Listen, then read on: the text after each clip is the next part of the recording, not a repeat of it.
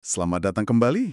Oke, kali ini kita mau bedah tuntas nih sebuah karya klasik yang, cukup berpengaruh ya. The Science of Getting Rich dari Wallace D. Wattles. Kita pakai acuan terjemahan bahasa Indonesia oleh Muhadi Wiono. Misi kita kali ini, ya seperti biasa, menyaring intisari praktisnya buat Anda. Ini bukan soal filosofi ngawang-awang aja, tapi buku ini ngeklaim ada semacam ilmu pasti gitu untuk jadi kaya. Kita coba gali logikanya ya, dan apa artinya buat kita sehari-hari. Siap? Mari kita mulai penelusuran ini. Iya, bener banget. Idenya ini lumayan radikal loh.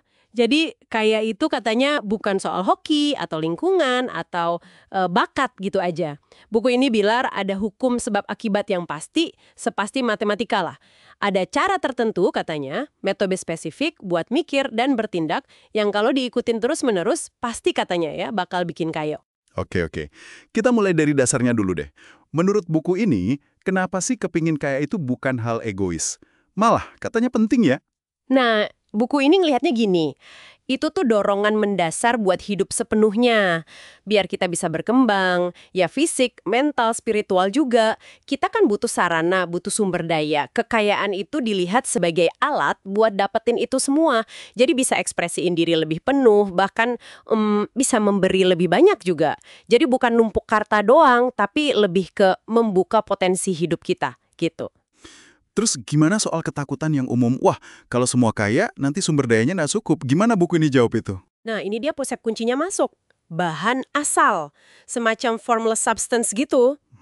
Buku ini mengajukan ide adanya kayak energi atau substansi dasar yang cerdas, nggak berbentuk, sumber dari segalanya, dan jumlahnya ini katanya nggak terbatas. Jadi kalau dari sudut pandang ini, ya kelangkaan itu bukan kondisi alami, tapi lebih karena cara kita mikir dan bertindak yang belum nyambung sama sumber tak terbatas ini. Ini pergeseran besar sih dari mentalitas rebutan ke mentalitas mencipta. Oke, jadi ada sumber yang nggak ada habisnya. Terus, gimana cara kita nge-tap atau akses ke sana? Disinilah cara tertentu itu masuk, kan ya? Intinya apa sih? Tepat sekali. Cara tertentu ini ya intinya, dimulai dari mana? Dari pikiran. Buku ini bilang pikiran kita itu punya kekuatan buat menciptak atau ngasih bentuk lah ke bahan asal yang cerdas tadi. Jadi harus mulai mikir dengan cara tertentu ini dulu. Mikir dengan cara tertentu itu. Persisnya gimana tuh? Ada langkah-langkahnya? Ada 3 pilar utama nih buat berpikir dengan cara tertentu. Pertama, gambaran mental yang jelas. Maksudnya, harus tahu persis mau apa, bukan cuma pengen kaya gitu doang. Visualisasikan hasilnya, detail, rasain seolah-olah udah kejadian. Kedua, keyakinan atau faith. Yakin yakinnya tanpa goyah sedikit pun, bahwa gambaran mental itu lagi proses jadi nyata. Udah jadi milik Anda lah di alam pikiran. Ketiga, tujuan atau purpose yang kuat. Niat yang benar-benar membara buat wujudin visi itu jadi kenyataan di dunia fisik. Harus ada dorongan kuat gitu. Jadi ini bukan ngelamun kosong doang ya. Ini benar-benar pakai imajinasi tapi ada arahnya, didukung keyakinan penuh sama niat yang kuat. Begitu. Betul. Dan ini nyambung banget ke cara kita lihat dunia kita ini lagi rebutan kue yang terbatas atau kita bisa bikin kue sendiri. Buku ini nekenin banget pentingnya pindah dari pikiran kompetitif, tahu kan? Yang mikir harus ngalahin si A biar gue dapet. Nah, pindah ke pikiran kreatif. Percaya kalau Anda itu menciptakan kekayaan dari bahan asal tadi yang nggak terbatas itu, jadi nggak ngambil jatah orang lain. Wah, ini menarik banget karena beda banget ya sama narasi bisnis yang sering kita dengar soal persaingan ketat dan sebagainya. Terus gimana prakteknya sehari-hari? Dalam interaksi gitu. Kuncinya gini, selalu usahakan memberi nilai lebih dari nilai uang yang diterima. Fokusnya ke kontribusi, ke peningkatan, ciptakan yang namanya kesan perkembangan. Tunjukin di tiap tindakan, tiap ngobrol, kalau Anda itu pribadi yang lagi tumbuh, maju, dan bantu orang lain maju juga. Orang kan secara alami tertarik sama pertumbuhan ya. Oke, selain pola pikir kreatif dan memberi nilai lebih ini, ada praktik spesifik lain yang ditekankan nggak di buku ini? Ada 2 yang vital banget. Rasa syukur atau gratitude, sama penggunaan kehendak atau willpower. Rasa syukur di sini tuh bukan sekedar sopan santun biasa loh ya. Ini dilihat kayak penyetel frekuensi gitu, yang nyambungin pikiran Anda secara harmonis sama si bahan asal, sama energi kreatif alam semesta. Rasa syukur ini nguatin keyakinan juga. Oke. Jadi syukur itu buat koneksinya ya. Terus, kalau soal usaha aktif kita di mana? Di situ peran kehendak masuk kan? Betul, tapi penggunaannya spesifik banget nih. Gunakan kehendak atau kemauan keras Anda itu hanya buat ngendaliin diri sendiri. Maksudnya, buat disiplin jaga pikiran dan tindakan Anda biar tetap di jalur cara tertentu itu. Jangan pakai kehendak buat maksa orang lain nurutin mau Anda atau nyoba maksa si bahan asal.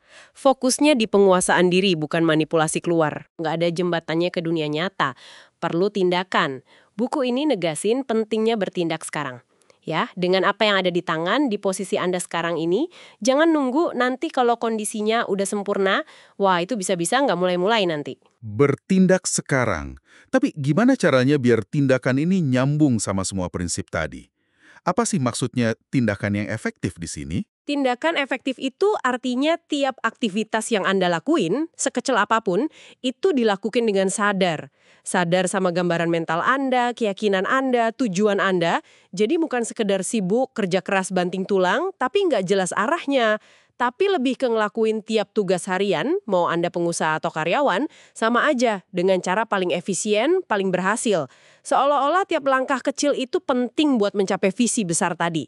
Efisiensi dan sukses di tugas saat inilah kuncinya. Oke. Jadi, kalau kita tarik benang merahnya nih ya, ilmu jadi kaya versi buku ini tuh intinya soal keselarasan total. Gitu ya, mulai dari mikir secara kreatif, percaya ada sumber tak terbatas, terus pegang visi yang jelas banget dengan keyakinan sama tujuan yang kuat, jaga rasa syukur, dan langsung diterjemahin jadi tindakan nyata yang efektif saat ini juga. Fokusnya mencipta, bukan bersaing. Gitu ya? Pas banget. Anda nangkep esensinya. Ini soal nyelarasin diri sama apa yang diyakini sebagai hukum alamiah pertumbuhan dan kelimpahan. Fokusnya itu benar-benar transformasi dari dalam dulu. Ubah cara Anda mikir, cara Anda bertindak. Nah, nanti itu secara alami akan kelihatan hasilnya di kondisi luar Anda. Oke. Nah, sebagai penutup nih, coba bawa pulang pemikiran ini buat Anda renungkan ya. Kalau beneran ada bahan asal tak terbatas yang katanya bisa merespons pikiran dan keyakinan kita, sepasti rumus matematika. Kayak yang buku ini bilang, kira-kira seberapa besar ya potensi dalam diri Anda yang mungkin selama ini belum tergali, yang bisa mulai Anda akses, hanya dengan secara sadar mengubah cara Anda berpikir dan bertindak, mulai hari ini. Coba direnungkan.